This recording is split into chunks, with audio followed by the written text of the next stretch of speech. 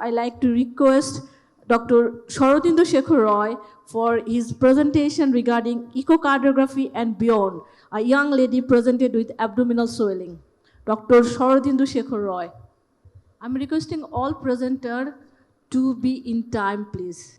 It's my great pleasure to be here today to present my presentation. Respected chairperson, panel of experts and learned audience, very good morning. I'm Dr. Sharadindu Sekhar Roy. I would like to welcome you to my presentation. It's a case basically on echocardiography and beyond. A young lady presented with abdominal swelling. It's a story of a 20-year-old lady presented with abdominal swelling for 1 year, shortness of breath for 3 months, and she had a history of generalized body swelling 2 years back, which was relieved by taking diuretics, but abdominal swelling persisted at presentation. She has been requested for echocardiography. Her bedside physical examination revealed leg edema, raised JVP, and ascites. Chest X-ray was normal, and ECG was also normal. And echocardiography is preceded with parasternal long axis view. And here you can see the left atrium is enlarged with normal morphology of mitral valve and aortic valve. Color flow imaging showing no mitral regurgitation, no aortic regurgitation. But in the parasternal short axis view, we can see here a jerky movement of interventricular septum. And in the apical four-chamber view, there is also jerky movement of interventricular septum.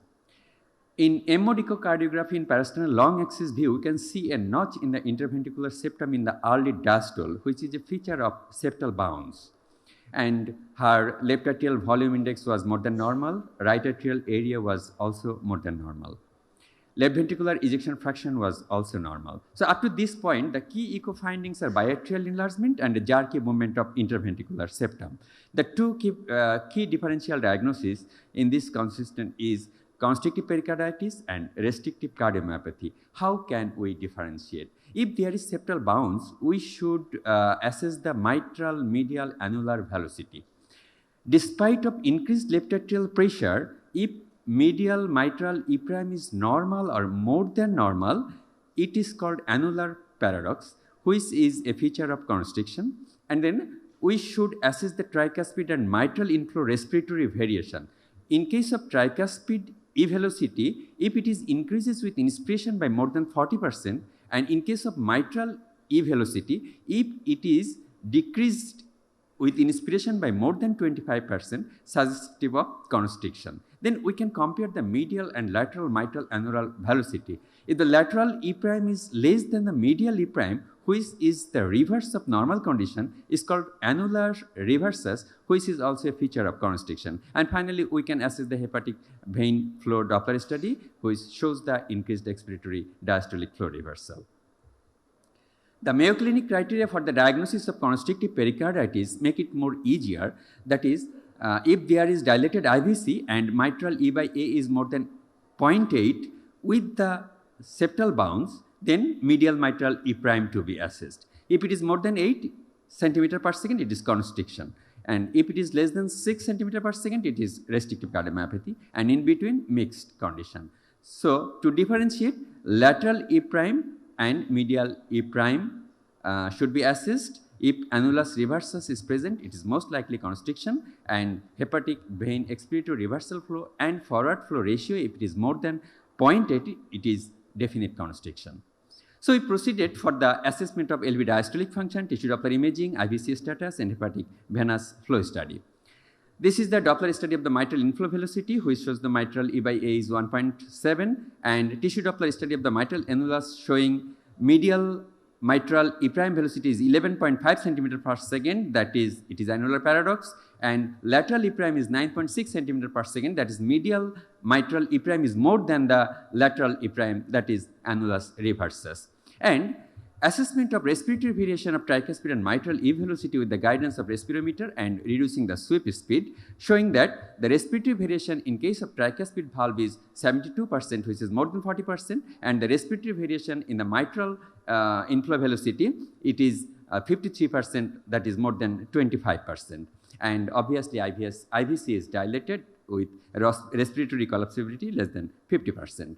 And hepatic vein end-diastolic expiratory flow reversal was also seen, and reversal flow velocity and forward flow velocity ratio is 1.3. So, all the findings are suggestive of constriction in this case and also have fulfilled the criteria of the Mayo Clinic criteria. So, our final echo report is constrictive pericarditis, and CT chest was done in this patient, and it shows the thinning of pericardium. The mediastinal window shows the thinning of pericardium with foci of thickening and calcification. Patient was referred to cardiac surgeon with the advice of pericardiectomy operation. This is the video clip of surgery by the courtesy of the Dhaka Medical College Hospital, Dhaka, Bangladesh. And you can see here in this video clip that the surgical resection of the pericardial constriction is being done. And another video clip is showing that all the great vessels were made free from the pericardium. Patient's postoperative period was uneventful, and she was discharged after full recovery, and tissue biopsy shows only fibrosis.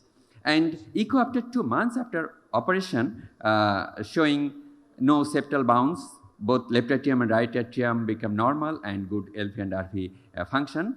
And the tissue Doppler imaging showing now lateral mitral E prime is more than the medial mitral E prime, that is annulus reversus become normal.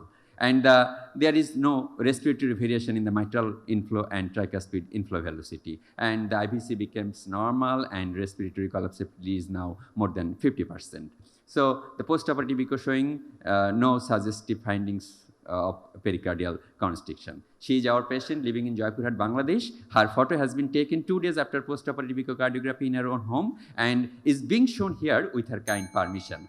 And so we can conclude with this word of a famous American basketball coach, John Robert Woodson, that is, he said, failure is not fatal, but failure to change might be fatal.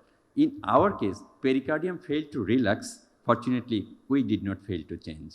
Thank you very much. Thank you for patience here. Thank you, Dr. Sharadindu, for your smart presentation. I think Mayo Clinic criteria is a very good criteria that can be applied in a busy lab to differentiate between constriction and restriction. But unfortunately, this is underutilized by us. I'd like to hear from Professor Kobiruzzaman sir. What actually septal bounce means, number one. Number two, do you like to convey some tricks to the young cardiologists regarding how they can identify septal bounce by echocardiography? Actually, I want to talk regarding that some practical tips. Actually, whenever any clinician think about the constrictive or restrictive cardiomyopathy, he should write down to the echocardiographists that he is thinking in that line so. Then it will be easy for echocardiographers to search for it. You know, constrictive pericarditis, the echo window is poor because of calcification. So you should give time to search for the thickening of the pericardium, one thing. And if you find some of the view is clear, some of the view you cannot image the whole heart, you have to change the transducer. These are important points. And subcostal view is important for measurement of thickness of the pericardium. Whichever view you get, you try to measure the pericardium. And one thing. Another thing, in restrictive cardiomyopathy, there is every chance of raised PSP. So PSP should measure. Another thing is S prime. So my impression is that whenever you want to diagnose the constrictive pericarditis, you have to search for thickening of the pericardium. Is there any pericardial effusion? And the speckles of calcification. And then it is possible, most of the time I gauge the pericarditis, constrictive pericarditis, then I advise for CT of mediastinum. Thank you. Thank you, sir. If you do not see dilated inferior vena cava, you can virtually exclude constrictive pericarditis. This is a tip. The next presentation. Thank you, Dr. Sharadindu Sekhar Roy. I'm not an echocardiographer, but clinically, when a patient comes with disproportionate ascites, the edema is not marked, but the abdomen is swollen. And you don't find any other reason for that. Suspect constitutive pericarditis or restrictive cardiomyopathy.